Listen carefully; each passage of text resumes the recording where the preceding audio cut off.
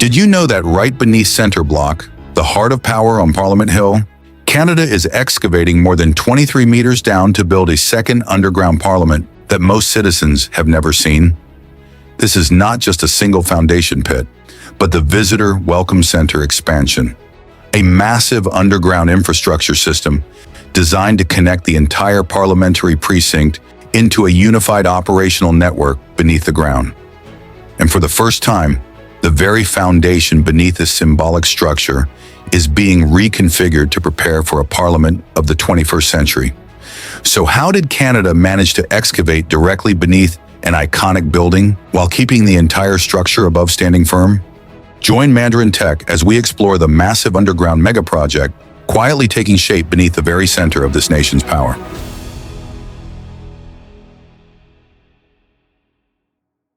Located in the center of Canada's capital, on a hill overlooking the Ottawa River, Parliament Hill has long become a symbol of the nation's legislative power. The parliamentary precinct consists of three main buildings: Center Block at the center, with West Block and East Block on either side.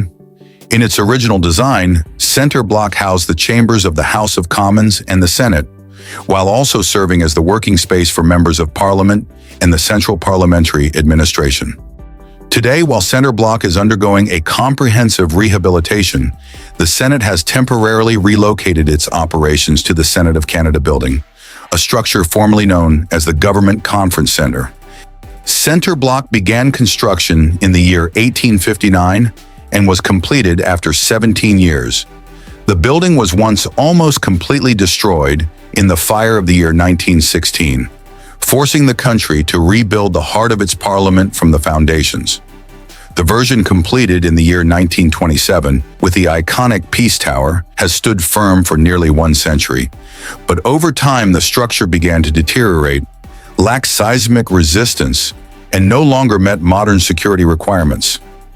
Instead of continuing to expand above ground, Canada chose a more ambitious solution, constructing a multi-level infrastructure network deep beneath the bedrock, below the parliamentary precinct, a rehabilitation program valued at approximately $5 billion United States dollars, the largest heritage conservation effort in the country's history.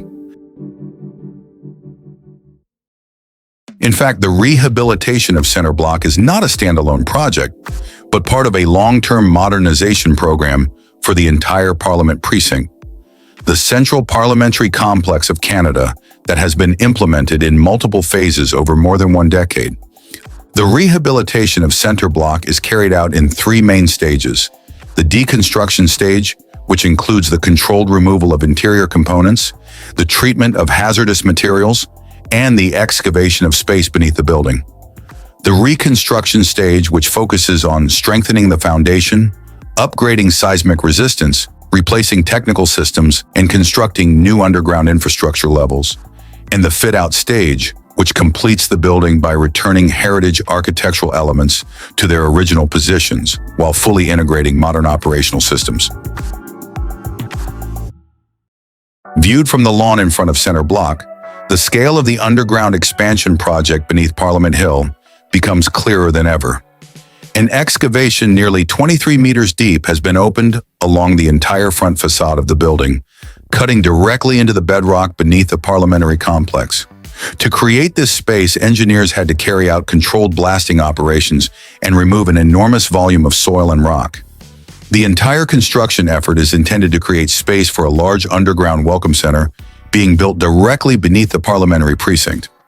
After the excavation was completed, construction teams began pouring concrete for the structural components that had to be installed first, including load-bearing walls, stair cores, and elevator shafts, elements that serve as the foundational structural framework of the entire underground center.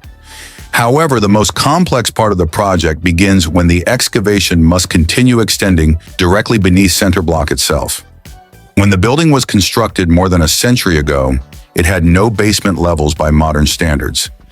This means that today's engineers must create entirely new underground spaces beneath the existing foundations, gradually expanding downward below the iconic structure, while ensuring that the entire superstructure above remains stable throughout the construction process.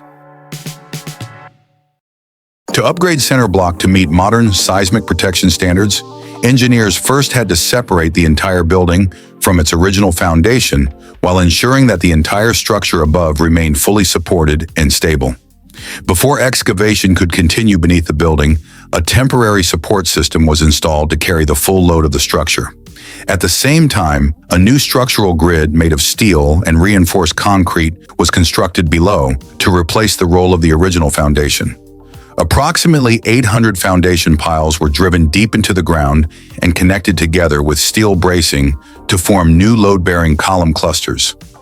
Excavation then continued between these column groups, allowing the new basement levels to gradually take shape from the bottom upward.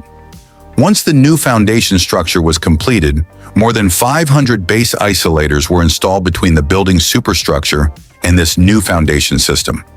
These devices function as large-scale shock absorbers, helping to absorb seismic movement and limit the transmission of vibration forces to the heritage structure above. Although base isolation technology has previously been applied to several large-scale scientific facilities around the world, implementing such a system directly beneath a national parliamentary building remains one of the most complex engineering challenges of the center block rehabilitation project. While awaiting repairs, specialists were mobilized to secure the 4 stone pinnacles surrounding the top of the Peace Tower. They used large straps anchored from the base of the flagpole and wrapped them around each pinnacle to hold them stable. To carry out this work, technicians had to abseil directly across the massive clock faces of the tower, one of the most structurally sensitive and difficult to access locations on the entire construction site. While working at this height, the technical team also installed vibration monitoring devices to track movement throughout the construction process. In total, approximately 500 sensors were installed at strategic locations across the entire site to ensure that the rehabilitation project protects the structure rather than unintentionally causing additional damage. As a result, any vibrations exceeding allowable limits can be detected immediately and adjusted in time, ensuring that the rehabilitation process not only modernizes the building, but also preserves the architectural value that has existed for more than 100 years. Meanwhile, further down along the lower levels of the structure, another team of specialists is focusing on restoring the building's exterior stone envelope, a total of 365,000 stone blocks that together form the historic architectural appearance of center block. Instead of using conventional mechanical cleaning methods that could risk damaging the surface, they are applying high-energy laser cleaning technology, which removes decades of accumulated deposits while preserving the original stone structure intact. Inside the building, center block has now been stripped back almost entirely to its primary load-bearing structural frame. On this structural foundation, conservation teams are simultaneously carrying out a large-scale restoration program involving more than 20,000 heritage assets distributed throughout the building. At the same time, approximately 50 functional rooms are being refurbished, including several spaces that contain unique and irreplaceable works of art. In addition, around 250 historic stained glass windows are undergoing careful conservation to restore their original light quality and color characteristics.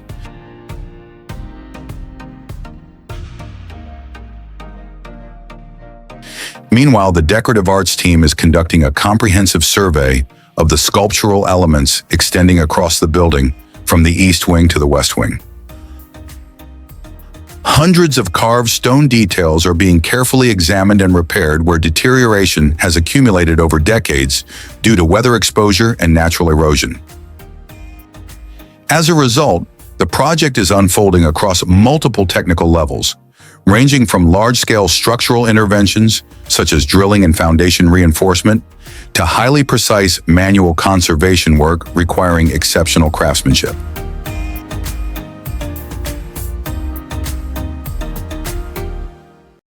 During the construction period, regular parliamentary activities have also had to temporarily relocate to other locations. The House of Commons has moved its operations to West Block, the Senate is working from the Senate of Canada building, while East Block continues to serve as office space and operational support facilities for many members of Parliament and parliamentary departments. Meanwhile, Center Block remains undergoing a large-scale rehabilitation program extending to the year 2031, before officially reopening in full in the following year. West Block is one of the three major historic buildings within the Parliament of Canada complex, located to the west of Center Block on Parliament Hill. The most notable feature of the rehabilitation project here is the construction of a new House of Commons chamber within the building's inner courtyard, covered by a modern steel and glass roof structure that protects the historic space below, while allowing natural light to illuminate the entire chamber area. The combination of heritage architecture and contemporary structural solutions has created a new parliamentary space while preserving the symbolic and historical continuity of the entire parliamentary complex.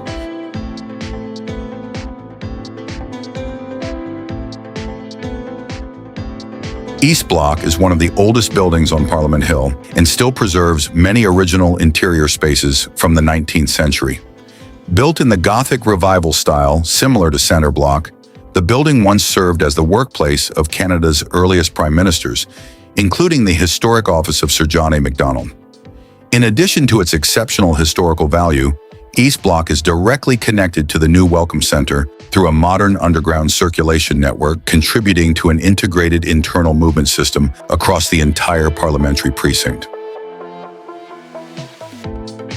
The Senate of Canada building was originally Ottawa Union Station, constructed in the early 20th century in the Beaux-Arts architectural style.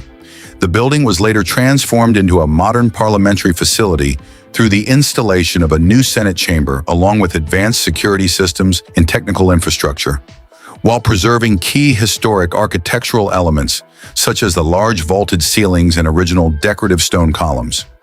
Through this transformation, the building continues to maintain an important role within the architectural structure and urban history of the City of Ottawa. One of the most distinctive spaces within Center Block is the Library of Parliament, the circular library located directly behind the building's central axis, and the only portion that remained intact after the Great Fire of 1916. The structure was designed in the Gothic Revival style, featuring an intricate wooden vaulted ceiling and handcrafted carved bookcases surrounding the entire interior space.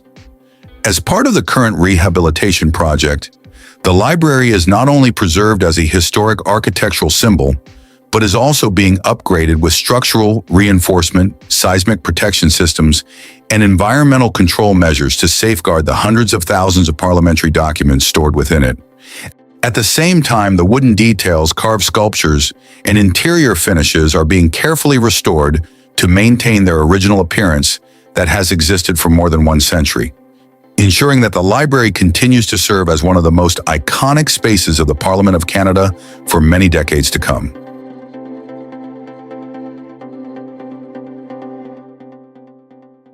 When Prime Minister of Canada Mark Carney and senior officials return to work at the parliamentary precinct, not only they, but also the public will enter a completely new welcome center, a space designed not only for reception, but also as a modern gateway leading into the center of Canada's political authority. From a newly elevated approach outside the main building, visitors and parliamentarians will pass through a security screening area before entering the main hall, where part of the historic foundation of the Peace Tower has been preserved as a key architectural feature within the new design. The skylight system above allows natural light to flow down into the entire space below, while also opening a direct upward view toward the iconic tower structure above. With direct connections to both West Block and East Block, the Welcome Center is intended to function as a central entrance that is both secure and accessible for the entire parliamentary precinct. At the same time, Center Block itself will be returned to the people of Canada as a national symbol that has been comprehensively restored and modernized, ready to continue serving the country for many decades to come.